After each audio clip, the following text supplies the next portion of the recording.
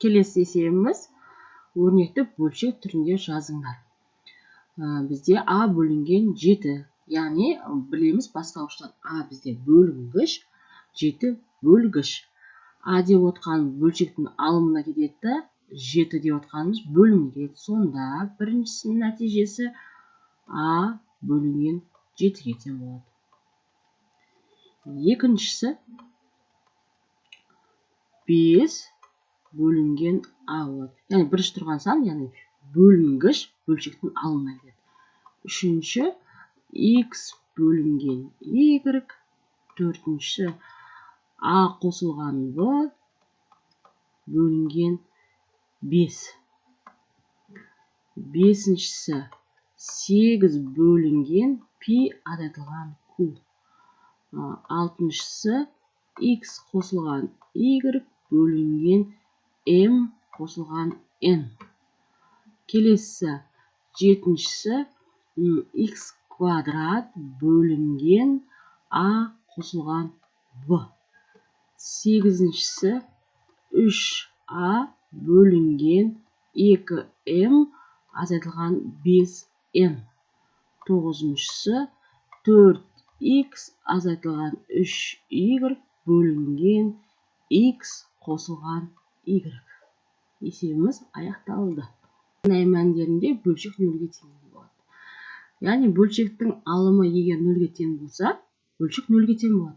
Сондықтан да бөлшектің әрбір алымын нөлге теңестіріп шығайық. Мұнда нәтижесі, сонда А-ның нәтижесінде нөлге тең болады екен. Мысалы, біріншісін шығарып көрейік. Алымы А-3 қой, соны ғана алайық. А-3 тең нөлге деп аламыз. Сонда А-ның А3-ге тең болған жағдайда бөлшек нөлге тең болады екен. Келесі мысал көрейік, қойып көрейікші. 3-тен 3-ті алсақ 0 болады, 0-ді 4-ке бөлсек бәрібір 0 болады. Яғни А-ның орнына 3 қойған кезде бөлшегіміз 0-ге тең болады екен. Дай осылай шығарып кете береміз енді. Екінші А қосылған 3 тең 0.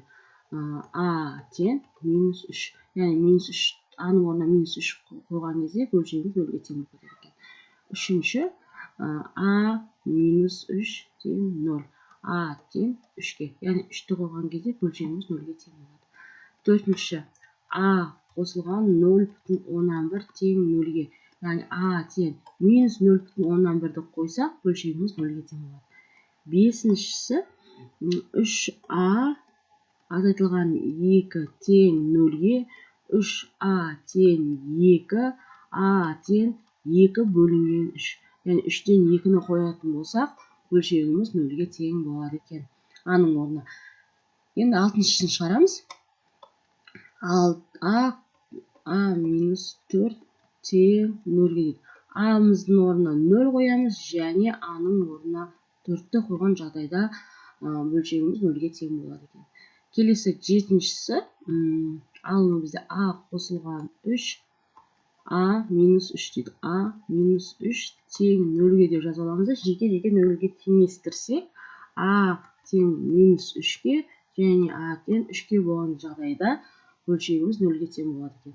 Сегізіншісі А қосылған 1, А қосылған 5 тең 0-ге. Енді жеке-жеке аламыз. А-1-ге тең болған жағдайда және А тең -5-ге тең болған жағдайда бөлшегіміз 0-ге тең болады екен. Келесі есебіміз 6-та 3-ші есеп.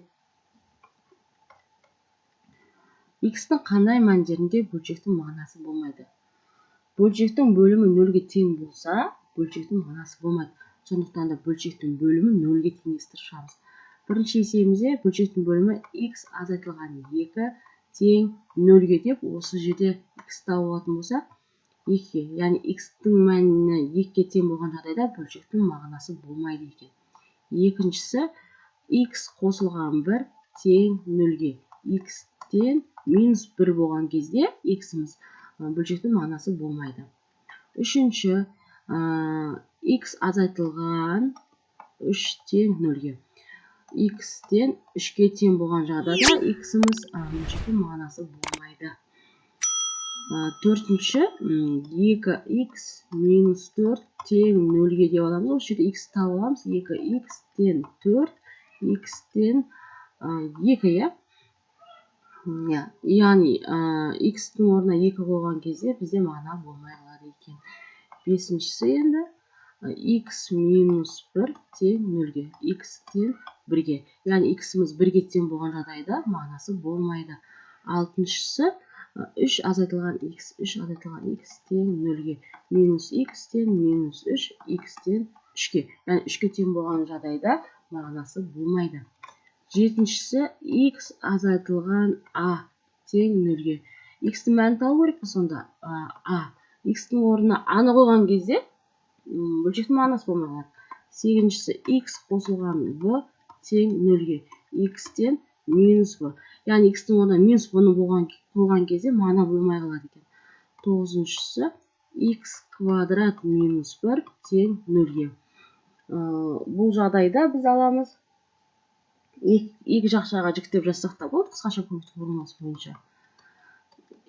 X плюс 1 тең 0-ге. Яғни бірінші жағдай бойынша 1-ге тең болса, екінші жағдай бойынша минус 1-ге тең болса, мағынасы болмай қалады. 10-шысы x қосылған 1 және x азайтылған 2 тең 0-ге деп аламыз. Бірінші жақшаны 0-ге теңестірсек, x-тен минус 1-ге тең болған кезде мағынасы болмайды, және 2-ге тең болған кезде мағынасы болмайды екен.